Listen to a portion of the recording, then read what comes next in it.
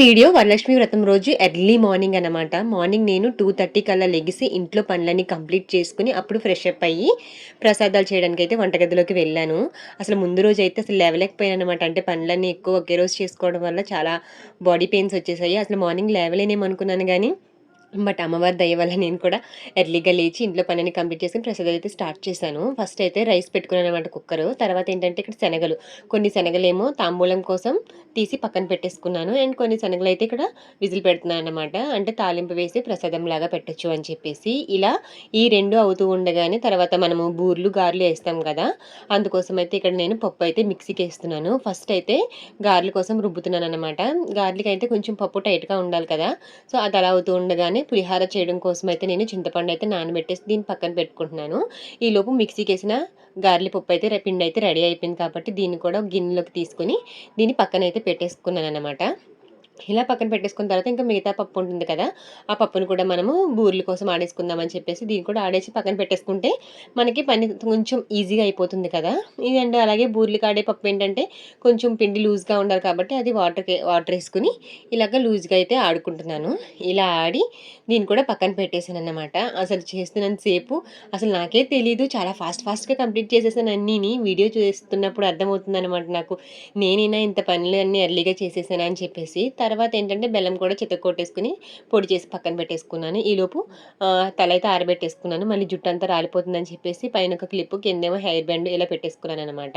పులిహోరలోకి అయితే ఇక్కడ నేను ఆవాలు నానబెట్టుకుంటున్నాను. అండ్ అలాగే పులిహోర పోపు వేయడం కోసం కావాల్సిన పోపు దినుసులు అవన్నీ కూడా తీసి పక్కన పెట్టేసుకుంటున్నాను అనమాట.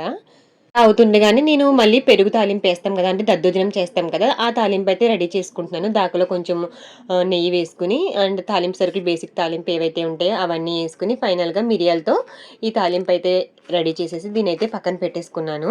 ఎందుకంటే ఇక్కడ మనం మల్టీ టాస్కింగ్ చేయాలి, ఒకదాని తర్వాత ఒకటి చేద్దామని కాదు. మనకి ఏది అవైలబుల్గా త్వరగా అయిపోతుందో ఆ వంటలు అయితే ముందు చేసేసి పక్కన పెట్టేసుకున్నాం అనుకోండి, మనకి త్వరగా అయితే అయిపోతుంది అనమాట.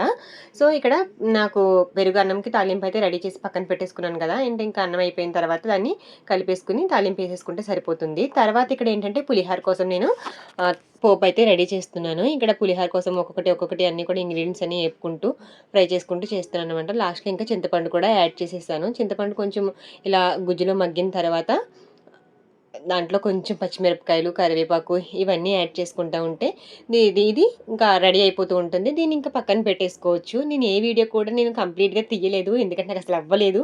ఏదో పాసిబుల్ అయినంత వరకు కూడా ఇలా ఏదో వీడియో చేద్దాము అన్న థాట్లో కొన్ని క్లిప్స్ అయితే తీసానన్నమాట.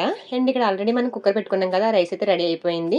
దాన్ని నేను 3 పాత్రలకి సపరేట్గా తీసుకున్నాను. ఒకటి ఏంటంటే పులిహార, ఇంకోటేమో దద్దోజనము, ఇంకొకటి పాలన్నం అనమాట. అండ్ పాలన్నానికి కావాల్సిన రైస్లోనే పాలేసేసి దాన్ని కూడా స్టవ్ మీద పెట్టేసుకున్నాను. అండ్ అలాగే ఈలోపు అది పెరుగన్నం చేస్తున్నాం కదా దద్దోజనము, అందుకోసం కావాల్సిన రైస్లోని పెరుగు అంతా మిక్స్ చేసేసుకుని ఇలాగ తాలింపు అయితే వేసేసుకున్నాను.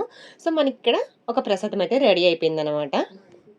ఇప్పుడు దీన్ని మనము పక్కన పెట్టేసుకుంటే తర్వాత మనం పులిహోర చేస్తున్నాం కదా, పులిహోర తీసుకున్న రైస్లోని కొద్దిగా ఆయిల్, పసుపు, సాల్ట్ కొంచెం మిక్స్ చేసేసుకుని పక్కన పెట్టేసుకుంటే పులిహోరకి పసుపు అనేది బాగా పడుతుంది, కలర్ఫుల్గా ఉంటుందని చెప్పేసి దీన్ని నేను వేడివేడిగా ఉన్నప్పుడే ఇది ప్రిపేర్ చేసేసుకుని పక్కన పెట్టేసుకున్నాను. తర్వాత పులిహోర పోపు అయినప్పుడు దీన్ని కూడా నేను అన్నంలో మిక్స్ చేసి పక్కన పెట్టేసుకున్నాను అనమాట. అక్కడ నాకు 2 ప్రసాదాలు కంప్లీట్ అయిపోయినాయి.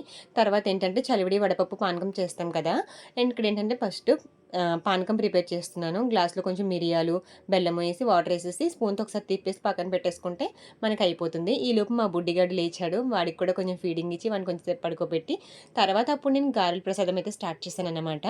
గారెలు అయితే నేను ఆల్రెడీ ముందు పిండి రుబ్బేసి పక్కన పెట్టేసుకున్నాను కదా, అది కొంచెం నానిన తర్వాత వేస్తే బాగుంటుందని చెప్పేసి గారెలు అయితే లాస్ట్లో వేసుకున్నాను.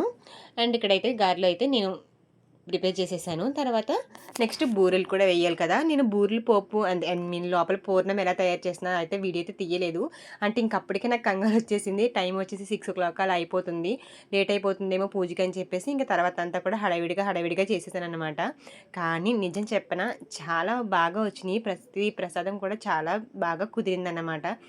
నేనైతే అసలు ఎక్స్పెక్ట్ చేయలేదు.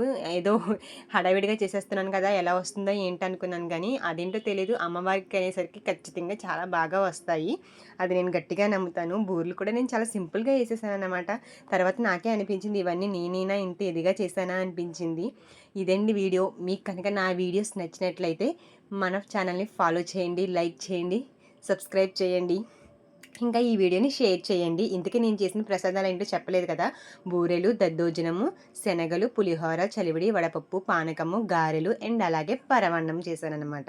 ఇంకా స్వీట్స్ అవన్నీ కూడా బయట నుంచి తెప్పించాను. ఫ్రూట్స్ కూడా బయట నుంచే. ఈ విధంగా నేను నా వరలక్ష్మి వ్రతాన్నయితే కంప్లీట్‌గా సెలబ్రేట్ చేసుకున్నాను. మరి నేను చేసిన ఈ వంటలు, పూజ ఇదంతా మీకు ఎలా అనిపించిందో కింద కామెంట్ సెక్షన్‌లో కామెంట్ చేయండి. చాలా డేస్ తర్వాత నేను ఫుల్ లెంత్ వీడియో అయితే అప్లోడ్ చేస్తున్నాను. ఐ హోప్ మీరందరూ నాకు సపోర్ట్ చేస్తారని అనుకుంటున్నాను. అంతే ఈ video. Thank you for watching.